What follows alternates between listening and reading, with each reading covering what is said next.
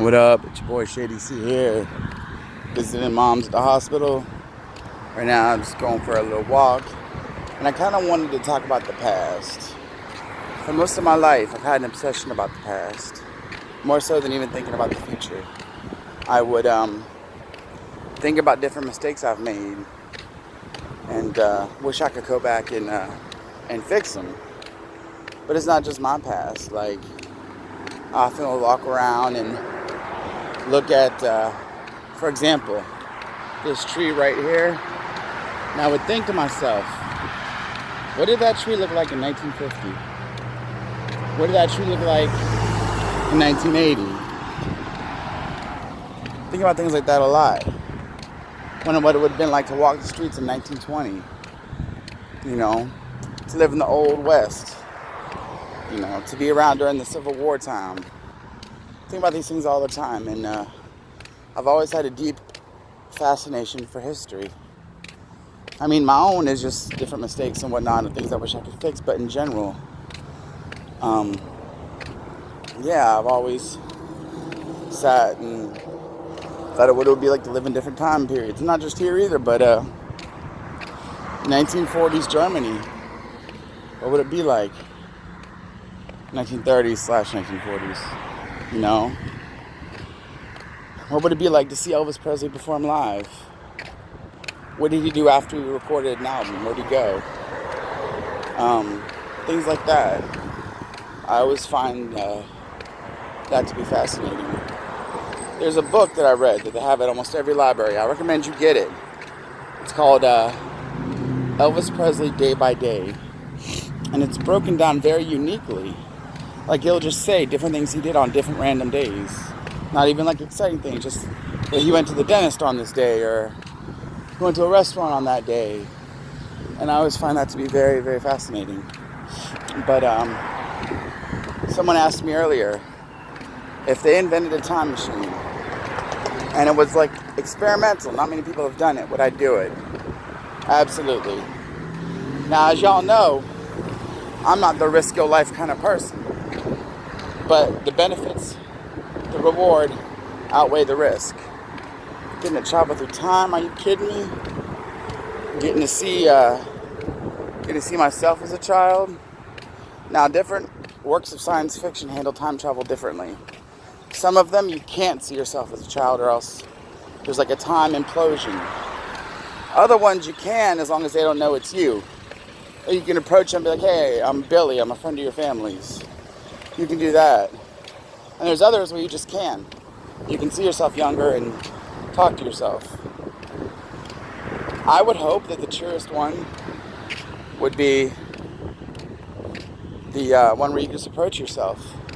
I would love to go back in time and tell myself, hey, don't trust this woman, or start working out, asshole. I think what I would do first and foremost, there's two things I would do if I could travel back in time. The biggest one would be I would go to my mom the day before she broke her hip, and I would say, don't go to work tomorrow. Don't go to work tomorrow. Because I was thinking about this earlier. Every single bad thing that's happened to my mom can be traced back to that one instant, that one day, that one moment. So I would tell her not to go into work, definitely. And the second thing I would do is go back to when I was 9 years old. Right before I had the second surgery on my head. For those of you who don't know, I do have, I just had a brain fart. I do have hydrocephalus. I do have a shunt in my head. I would go back right before the surgery, and I would say, hey, something's going to happen in the surgery that after the fact, sorry, there's a whole big old ambulance going through, loud. But I would say something's going to happen in the surgery. It's going to cause you to gain a ton of weight. So let me explain something to you. Before this instance, before this surgery, I couldn't gain weight to save my life. I was really skinny. In fact, there's a scene in the movie The Breakfast Club where he says there are two different kinds of fat people. Those who were born fat and those who are once thin and became fat. I was so skinny, I could eat anything I want and burn it. I had fast metabolism. For some reason, right after this surgery, from then on it changed. I don't know if the human body, has a metabolism switch and it switched it off. I don't know what it is, what caused it, but after that, it was the opposite. I couldn't lose weight. At first, I was happy because I put some weight on, a little bit of weight. I remember as a child, because I used to get picked on for being too skinny. And I put a little bit of weight on. I thought, okay, cool, I'm filling out. This is nice. And then I just kept putting on weight. And from that point on, I was pretty much screwed. So I would go back and talk to myself and say, look, after this surgery, something's going to happen to your body, Chris.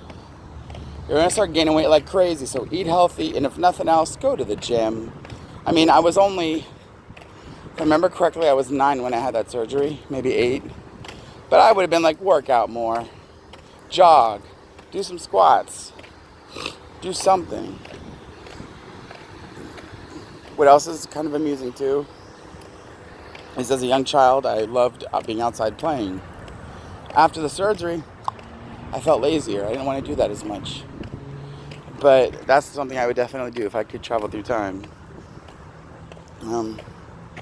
This is me basically making a video rambling about my thoughts. I was listening to the newest Elvis Gospel album on my phone a little bit ago. It started making me think about the past. And me thinking about, man, so this one was recorded in 71 originally. Well, imagine walking through the streets. These streets, it's not just the streets. Like when I'm thinking about it, I'm imagining what it'd be like to walk through the very streets I'm currently walking on in that year. When I was in the shelter, I met a really nice woman who had been in Florida since the 60s. And she kind of gave me a little insight. That a lot of West Palm and the Lake Worth surrounding areas were forest. She would point to the building we were staying at, and she said in the 1970s this was all forest. So that to me is even more fascinating to think about what was going on in that forest in the 1970s. But yeah, I just kind of wanted to share with you my thought process and what I'm thinking about at the moment. Yeah.